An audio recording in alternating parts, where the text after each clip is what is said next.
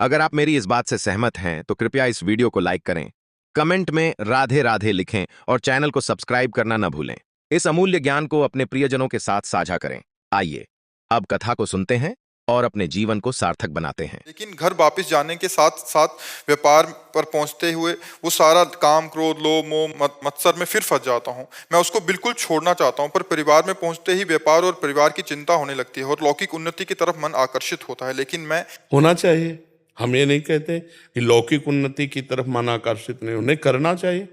चक्रवर्ती सम्राट होकर अम्बरीश जी भक्ति करते हैं तो आपका कौन सा पद है? आप कितना, कौन सा कार्य, कौन सा व्यापार? चक्रवर्ती सम्राट और भगवान के ऐसे भक्त की सुदर्शन चक्र उनकी सेवा में क्या जाता है? नाम जप कर रहे हैं, शरीर से मेहनत कर रहे हैं, दिमाग लगा करके हम संसारिक कार्य कर रहे हैं। अर्जुन जी कह रहे हैं हम संन्यास लेंगे, भगवान ने कहे नहीं, गांडीव पर प्रत्यंचा चढ़ा और काट इनको। वो कह रहे हैं भिक्षा का अन्न पा करके आपका भजन करेंगे, युद्ध नहीं करेंगे। पूरी गीता इसी बात में सुलाई गई। कर्तव्य का पालन करना ही सबसे बड़ा धर्म है और नाम जप करते हुए कर्तव्य के पालन लायक बुद्धि बनी रहती है। तो नाम जप कीजिए और भगवत प्राप्ति के लिए जितने कर्म कर रहे हैं वो उनको समर्पित करते रहिए। कर्म समर्पण और नाम जप ये गृहस्थ धर्म का भगवत प्राप्ति के लिए बहुत शुद्ध मार्ग है। जो हम कर्म कर रहे हैं वो भगवान को समर्पित करें और नाम जप करें। अब और रही कि वृत्ति बदल जाती है तो देखो, यहाँ जब आओगे सत्संग में तो यहाँ कुछ और वृत्ति होगी और बाहर की हवा लगेगी तो कुछ और वृत्ति होगी। लेकिन बाहर की हवा हमको बदल ना सके, इसी के लिए हमको यहाँ की बात पकड़े रहना है। अगर नाम चलता रहा, हमारे अंदर नाम चलता रहा, तो लंका में भी कुछ हनुमान जी का नहीं बिगड़ा।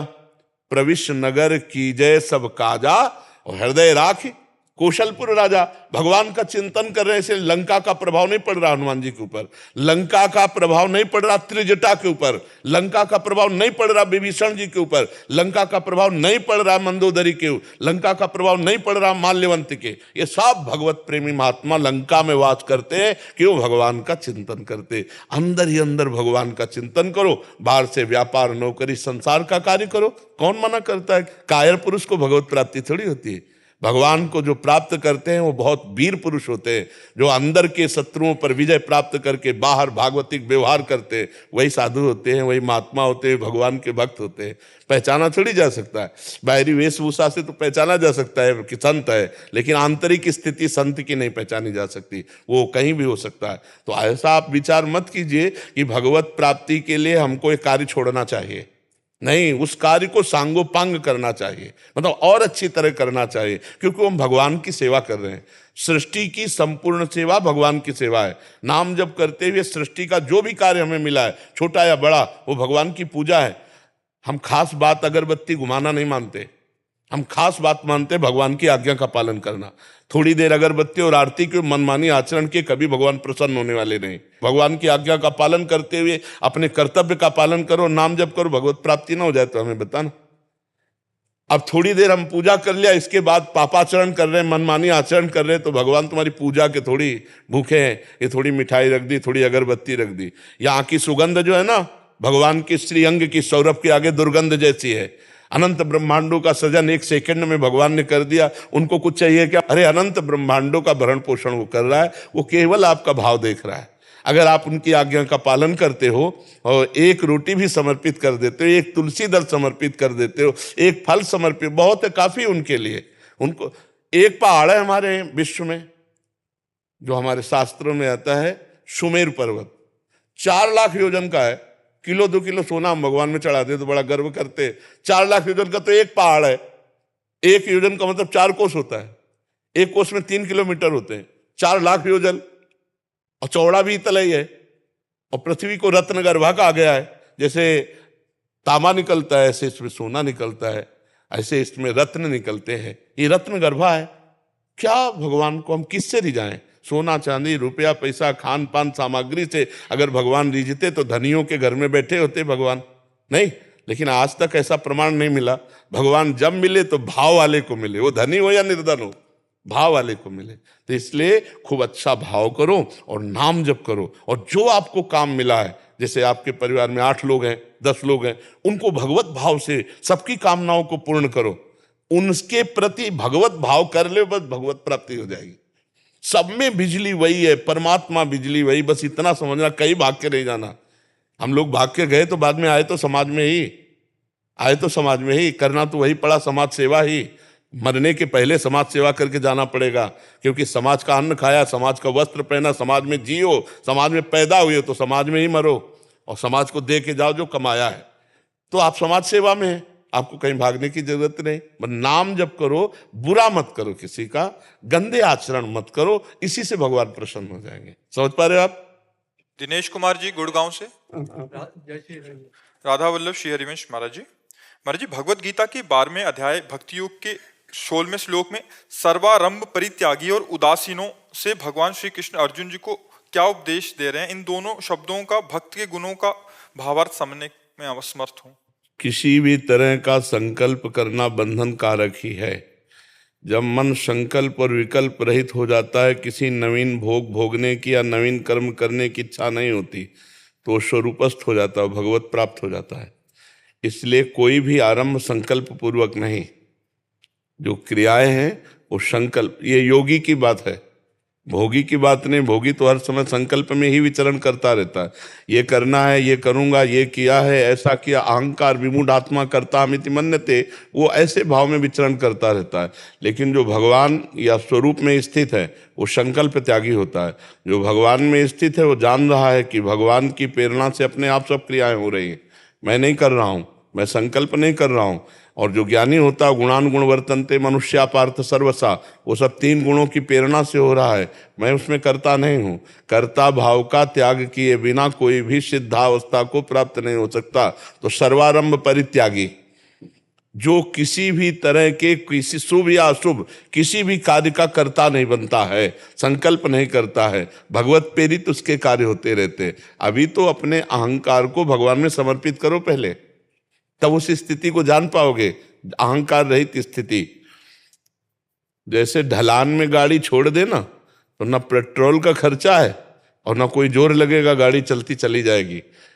ऐसे गाड़ी चलती है उसकी जो अहंकार समर्पित है, संकल्प रूपी पेट्रोल नहीं लगता है और बड़ी रफ्तार से गाड़ी चलती है। उससे बड़े कर्म करते देखे जाते हैं, लेकिन वो कर्म का कर्ता होता नहीं है, वो भगवत प्रेरित हो रहा है। अब अपने अहंकार से जीने वाले हम कैसे जानेंगे भगवत प्रेरित कैसे होता है? तो पहले अहंकार को हम भगवान के चरणों में समर्पित करें। उदासीन, ना किसी से मित्रता ना किसी से शत्रुता, ये सिद्ध पुरुष के लक्षण है, ये साधक के थोड़ी लक्षण है, ये सिद्ध पुरुष के लक्षण है। जो सर्वारंभ परित्यागी है, जो उदासीन, उदासीन कहते हैं ना किसी से शत्रुता और ना किसी से मित्रता, उदासीन उसे कहते हैं। तो अपने तो राग और द्वेष में विचरण रहे, अनुकूलता में राग, प्रतिकूलता में द्वेष, तो कैसे उदासीन स्थिति को समझेंगे? तो इसलिए पहले खूब नाम जप करे, शास्त्रों का स्वाध्याय करे और सत्कर्म करे, सत्कर्म का संकल्प करे, असत्कर्मों का त्याग करे, फिर सत्संकल्प का भी त्याग कर दे। तब वो देखेगा कि हो रहा है, मैं कर नहीं रहा हूं, मेरे हृदय में भगवान बैठ करके करवा रहे हैं। या वो ज्ञानी है तो देखेगा कि मैं साक्षी मात्र हूं, ये सब माया के द्वारा, प्रकृति के द्वारा हो रहा है, परमात्मा स्वरूप हो अपने को। ये बड़ी ऊंची स्थिति की बात है बच्चा, ये कोई साधक के लिए बात नहीं है। जो सर्वारंभ परित्यागी है वो बहुत ऊंची स्थिति का महात्मा है, जो संकल्प विकल्प रहित हो चुका है, जिसके हृदय में किंचन मात्र भी भोग आकांक्षा नहीं रह चुकी, और जो किसी से न मित्रता न शत्रुता, उदासीन अवस्था को प्राप्त है। उदासीन अति रही गोसाई, वो स्थिति, उदासीन स्थिति जो परमात्मा में निरंतर स्थित रहता है, ना शत्रु है ना मित्र है, सब में परमात्मा भाव है, वही उदासीन रहता है। निष्प्रिय, किसी से कोई आकांक्षा नहीं, निर्वैर, किसी से कोई बैर नहीं उसमें, सब में वो समदर्शिना, सब में अपने प्रभु को देखता है। वो सिद्ध पुरुषों के लक्षण है, जो 12वें अध्याय में है ना, ये सिद्ध भक्तों के लक्षण है। तो पहले हम नाम जप करते हुए सत्क्रिया करें, असत क्रियाओं का त्याग करें। जैसे कांटे से कांटा निकाल दिया जाता है, तो सत्क्रिया रूपी कांटा से असत क्रिया का त्याग कर। और जब सत क्रियाएं हुई तो जैसे निर्मल जल, शांत जल में नीचे क्या है हमें दिखाई देता है, ऐसे अनुभव होने लगेगा मैं करता नहीं हूं, फिर कर्ता भाव का त्याग हो गया। अब जब कर्ता भाव का त्याग हो गया तो सर्वारंभ परित्यागी, जो क्रियाओं का आरंभ संकल्प से करता था उसका त्याग हो गया। क्रियाएं हो रही है, यंत्रवत हो रही है, लेकिन वो कर्ता नहीं बचा, वो ज्ञान के द्वारा समझ गया इस बात को कि ये मेरे द्वारा नहीं हो रही, ये प्रकृति के गुणों के द्वारा हो रही। भक्त है तो समझता है भगवान के द्वारा हो रही।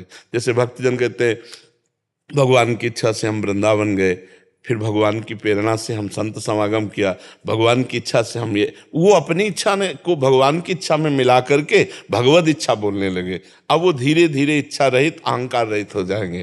तो ये बड़ी ऊंची स्थिति है सर्वारंभ परित्यागी ना।